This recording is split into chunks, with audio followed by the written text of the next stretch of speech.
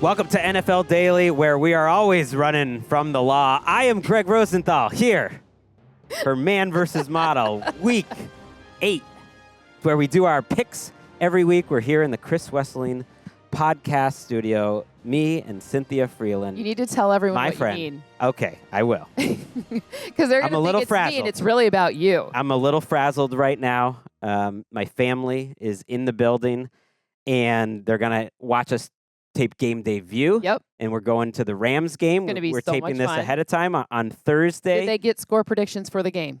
We are going to have a special guest later on in the show. Oh, okay. We've got an extra microphone set up for the Perfect. end of the show.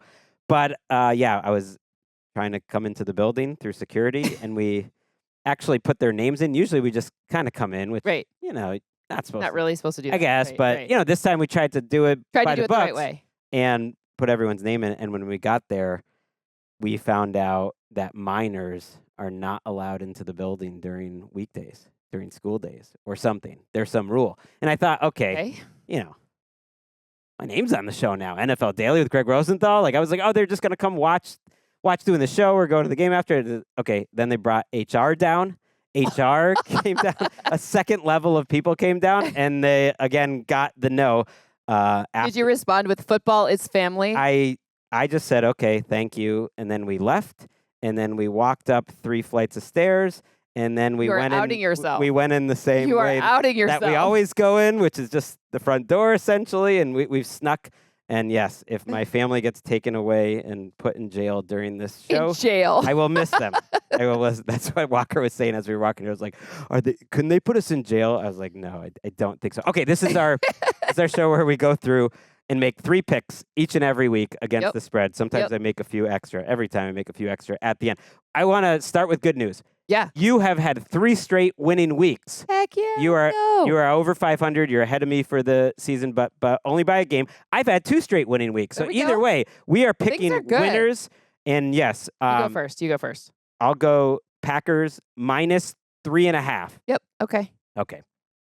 There's a whole thing that's happening each and every week where a team plays the Patriots, and then after they play the Patriots, everyone thinks they're good because the Patriots are so bad. We saw the Jets. I was foolish enough to be like, oh, this is one of the biggest moments of the season. The Jets are a real team now. No.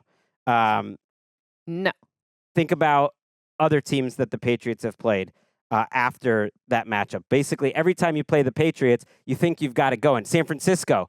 Okay, they finally got it going. They're rolling. They crushed the Patriots. The next week, they play the Cardinals. Every team is going to look good against the Patriots. The Dolphins, they beat the Patriots. Oh, maybe they got it back on track. No, they go right back to losing after that. This is the number 32 defense in the NFL, according to DVOA. That's in Jacksonville. I am not falling for that. They had a slightly better game against New England. They didn't even look good. That's all I really need to know is that this Packers team versus the number 32 defense in the NFL, Matt LaFleur is just putting up pictures of these Jaguars linebackers on the wall, and he's saying, which one am I going to pick on next? I don't even care if Foye Oluokun is back for this game. Which one am I going to pick on next in coverage? Jeff Heffley, the defensive coordinator for the Packers, I think is doing a good job. He was at BC before. Yes, creating pressures, simulated pressures. So that is going up against an average Jaguars offense, but it's really about the Packers offense going up against the Jaguars defense. Okay, also, this is a very healthy team. One of the few teams, knock on wood, that you look on the injury report, almost no one is going to be out for this game. Carrington Valentine is their only significant player out. Let's go Packers minus 3.5. Okay. Feel great. All right. All right, your first pick. This will be your This is my first pick. Let's just go with Pittsburgh minus 6.5. Okay. Pittsburgh by a touchdown. I like it. It's not that I don't like the Giants. I just don't think they're very good. Dexter Lawrence. For our purposes, that is not liking them. Well, I like the franchise. I like the ownership. They treat people really well. They've got people there who really care. And Dexter Lawrence is none awesome. of that matters for this spread, though. So I didn't pick the spread. Okay. I'm just saying that I think that Pittsburgh, especially with Russell Wilson, now that we saw the trajectory from the beginning of the game to the end last week against the Jets, things just got better and better. I think this is a situation where Pittsburgh by a touchdown feels very achievable in a game that I think right now it's at 36.5. I think it'll be a higher scoring game than that. Okay, I like that too because Daniel Jones really missed Andrew Thomas's left tackle last week, and now you think about TJ matchup Watt. against TJ Watt and Alex Highsmith, who might be lining up on that side, who was healthy and played last week. And this front, just Daniel Jones has not gotten anything going the last couple of weeks, so it's just hard to see them scoring enough points. I'm with you. I'm going to go AFC North here. Okay. Bengals -2.5. Oh. Now, I know you disagree with this. I do. I have a feeling. Just I by do. that reaction. Yeah. Okay. That's good. Yeah, it's good. It's definitely good. The Eagles are rickety. Okay. They are rickety. They're not as good as their record. They're 4-2. If you look like DVOA, for instance, has them about 20th for the season. That actually is how it feels to me. They're about a slightly below average offense, maybe average, below average defense, have played well the last 2 weeks against bad opponents. Yep. Now they're playing against Joe Burrow. We'll see if those defensive improvements the Eagles have had will stay consistent. But this was one where I just looked at the numbers, and I just thought it'd be 3.5. Sometimes you have a feel of like what the numbers are going to be. And to me, if they're giving 2.5 points for home field, they're basically saying these two teams are even. And as you know, Adam Sandler said, I disagree. You know, I disagree that these. He's the only one to ever say that. Here's the thing. My only problem with that, and this is the one thing, and you talk about the defensive improvements. It's 13 sacks over the past 2 games after their bye. Yes. So that's a really big uptick in pressure. Now, is that fugazi or not? We will find out because the Bengals allow the second lowest pressure rate on their quarterback. However, on the times they do get pressure on the quarterback, it turns into a sack at a very high rate. So it's kind of all or nothing when it comes to if the pressure works and results in a sack or not. And I'm curious to see if there are enough different weapons. So will the run game be enough against that front? I just think that the Eagles get up for some like really weird games and they're a very inconsistent team, but this is like what Vic Fangio does. Like this is as you know, whatever we've seen for years. There's these games where they rarely play each other. They're not even in the same conference. This is where Vic Fangio's like, you know what? I actually have the perfect antidote to Joe Burrow. And you know what? He has a hard defense to learn, and we've seen it over time that it takes a little while to get going. And they've gotten it going since the bye week. They have improvements. It's really not so much about the defense. Yep. It's about the Eagles' offense. I just watched Jalen Hurts, and he's just not comfortable right now. I don't think he's seeing the field right now, and I think missing his left tackle is a big deal against Trey Hendrickson. Sam Hubbard's playing better. And, yeah, I just think the Bengals... Saquon's still there, though. Yeah, no, I get it. This is not one where I think it's crazy. It's just if it was 3.5, I probably would have ignored it. It's more, I do not think these two teams are equal. I think the Bengals are a better football team than the Eagles, so I will take them at home. And, by the way, how dare you besmirch the name of Adam Sandler and his character in the movie Uncut Gems. See, I'm definitely not besmirching his name. It's a gambling movie, so I think some of our listeners would even recognize it. And it's just, I disagree. That's my you have to do it with more like gusto. Yeah, exactly. Okay. You're up. I'm up. Okay. Houston and 6 points. So Ooh. Houston by a touchdown, baby. I think against Indianapolis. I think my son Walker, who's not really paying attention right now, I think he's on his computer. Maybe he is paying attention. I will agree with that because he is a big Texans fan as well. Why do you like the Texans this week over Jacksonville?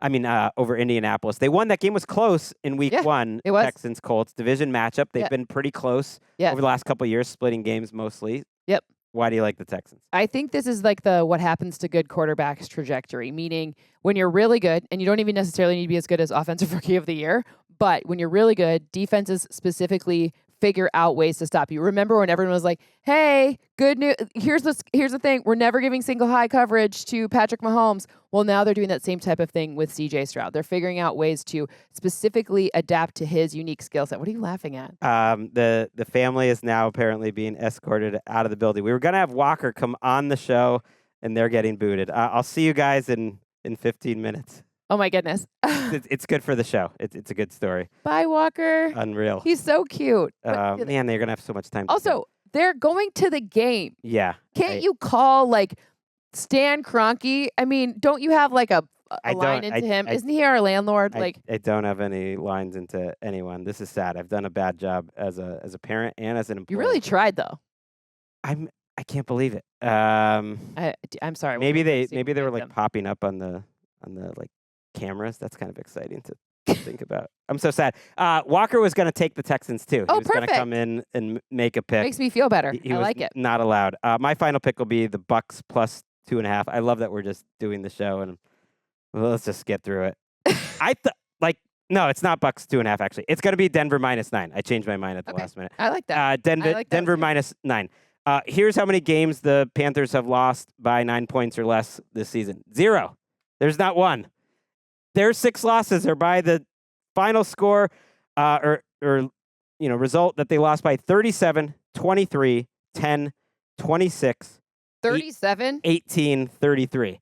That's crazy. That was like my locker combination growing up, like 37, 10, 33, something like that. Like this great. But here's the other thing with Bryce Young.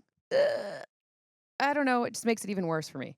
Right. They didn't want him to start. No, they didn't want him. I think Andy Dalton's better. Injury? I know Andy Dalton's had a hand injury, whatever it is. Some bad games the last couple games, relatively. But the reason why he was starting was because he was better, and we saw that he was better for a couple weeks, and he was This Denver defense is not messing around either. It is so good. They have a little extra rest because they're coming off of TNF. Pat Surtain? Yes, is coming back. Is Surtanley back? He's coming back. Baron Browning came back last week. Baron Browning on his thigh pads has the Grim Reaper because he's coming after quarterback souls. Very Halloween themed. Just so everyone knows. I still am. I can't believe they were just taken away, and I can't believe we're still doing this podcast. Let's wrap up with your third pick here. Okay. Last but not least, you know what? I think this one's weird because it's a 7, but the Jets. I think the Jets unfortunately beat your Patriots by at least a touchdown because I think this is where we saw the Devontae Adams thing start to happen, and we've seen Aaron Rodgers use the world's biggest words this year. I don't even I was reading that presser and I was like, denouement. I speak French too, and I don't even denouement. What do it mean? What does it mean? It means like the end of something or just like a fitting conclusion to something. I don't know, like the closing chapter. That's what I think it means, but you're putting me on the spot. Oh, I'm sorry. I didn't mean to. I thought you knew. I mean, most of the listeners might not know that he used big words. He uses denouement. Denouement. Okay. And denouement. The denouement of this podcast. Don't you think the Patriots maybe they'll respond to Gerard Mayo saying that they were soft? Is he going to play? No. That would be better. They've been so bad. I initially had them in my little box of extra picks at +7. Just that the Jets. Man, do the Jets deserve to be a 7-point favorite over anyone? I know they destroyed the Patriots the first time around. Usually it's tough to destroy a team twice. Like the second game would be close when you play twice in close. Except for it's not really they're not as soft as Gerard Mayo is saying. Like they're playing with guys we've never even heard of before. Right, especially on the offensive line. I mean, there's a lot to be happy about with Drake May, but then on the other side, it's like the O-line's confusing. The defense, like all of their best defensive players are on their couch or on the sideline. Yes. Like it's not we're there, in other teams like in Atlanta. I can't imagine I'm gonna get from my wife Emeka about this entire thing. I blew it. I'm in big trouble. So that's my last pick. Sorry. With the Panthers. Do you want me to go got the Jets. What if I go distract? Should I go distract? Well, no, that part is over. We blew it, and I don't know how they found us here hiding out in the control room, but I'll try. I'll find out soon. Wait, did you pick your third one? Just go quick. You don't even have to. It was the Denver -9. Sure, so to review, I took the Packers -3.5. I took the Bengals -2.5, and I took the Broncos -9. I have 2 straight winning weeks. Great. And your picks were the Jets -7, the Steelers -6.5, and then what was the first pick? Houston. That was me and Walker. I like that a lot. That's Walker and I. I like that a lot. My little extra picks, by the way, which haven't been doing as well lately, went 1 and 2 last week. We're at 12 and 7 for the season. These are just little, really good. Just if you're curious for a little extra analysis. Ones I do like. I like the Bucks as a home underdog this week. I just think it's going to be tough. Again, a division matchup where you're trying to sweep a team. I think the foundation of that offense is actually really good in terms of the offensive line and the scheme, and so that they can maybe surprise people. I hate this Falcons defense, their pass rush. I just don't think they're a good team. I kind of like the Saints getting 7 points in Los Angeles against the Chargers. They have about 5 or 6 healthy starters coming back this week. Just don't know if the Chargers are worth the way they play football. 7 points is a lot. And then, I agreed with you on Washington. So that was another one. We both kind of like Washington as a little extra pick. Yeah, I like Washington. Either way. And if Jaden Daniels was playing, it is a great pick. Either way, we like it. I'm feeling No, I'm so sorry. I don't know what to say. Go fix the family. I will try to get the family back the together. family. Family first. That's it. We will be back on Sunday with our recap show. That's it for the week. Love everyone tuning in. Go check out the YouTube channel. Subscribe, tell your friends about the podcast, and it's going to be a really fun recap show on Sunday night. No buys this week, and when the Rosenthal family is on the loose, on the run from the law, football is back.